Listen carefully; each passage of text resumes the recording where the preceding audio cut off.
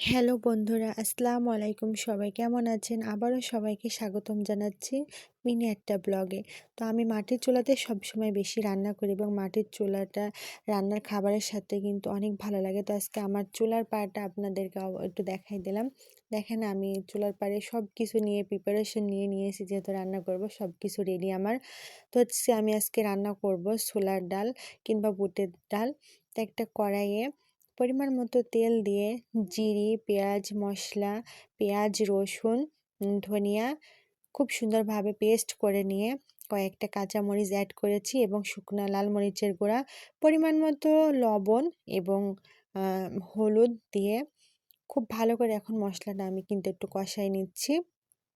তো মশলা যতটা কষানো হয় তরকারির স্বাদটা কিন্তু ততটাই দ্বিগুণ হয়। তখন খুব সুন্দরভাবে তেলটা ওপরে উঠে এসেছে এবং মশলাটাও খুব সুন্দরভাবে কষানো হচ্ছে।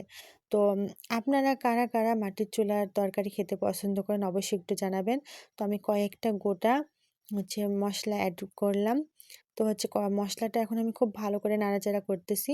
তো আগে থেকেই আমি ছোলার ডালটা সিদ্ধ করে রেখেছিলাম প্রেসার কুকারে। তো এখন মশলাটা কষানো হয়ে যাওয়ার পরে আমি ডালটা মশলার ভিতরে উম ঢেলে দিলাম।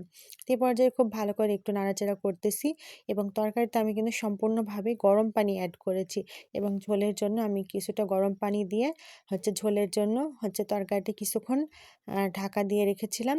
তো ঢাকনাটা তুলে আবারও একটু নাড়াচাড়া করে দিচ্ছি। তো মাটির চুলাতে তরকারির স্বাদ কিন্তু অনেক ভালো লাগে। খুব সুন্দর ধোঁয়া উঠতেছে তরকারি থেকে। কার কার ভালো লাগে অবশ্যই একটু কমেন্টে জানাবেন। তো এ পর্যায়ে তরকারিটা প্রায় হয়ে এসেছে। আমি আবারও নাড়াচাড়া করতেছি। ডালটা সুন্দরভাবে সিদ্ধ হয়ে গেছে। তো এখন খুবই সুন্দর সিদ্ধ হয়েছে। তো আমি এখন তরকারিটা ঢেলে নিলাম। তো এই যে আপনারা দেখতেছেন একটা বাটিতে আমি ঢেলে নিয়েছি। তো এ পর্যায়ে আমি সিমাই রান্না করব। সিমাই রান্না করার জন্য হাঁড়িতে দুধ গরমের জন্য চুলাতে বসাই দিয়েছি। তো হাঁড়িতে সিমাই আমি দুধটা জাল দিয়ে নিচ্ছি এবং দুধটা ফুটে উঠেছে। তো আমি এ পর্যায়ে চিনি অ্যাড করছি। চিনিগুলো দুধের ভিতর দিয়ে খুব ভালো করে এখন একটু নাড়াচাড়া করব। তো তেজপাতা, মশলা দিয়ে খুব সুন্দরভাবে দুধটা এখন আমি ফুটাই নিব। তো সিমাই কার কার ভালো লাগে অবশ্যই একটু জানাবেন এবং ছোলার ডাল কার কার ভালো লাগে একটু জানাবেন। এ পর্যায়ে তেজপাতা, মশলা একটু অ্যাড করলাম।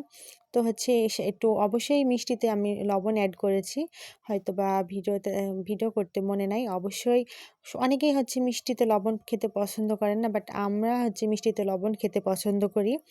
তো এই পর্যায়ে সিমাইটা আমি ঢেলে নিলাম। তো ভিডিওটা কেমন লাগলো অবশ্যই জানাবেন। সবাই ভালো থাকবেন। আজকের মতো এখানেই বিদায়। আল্লাহ হাফেজ।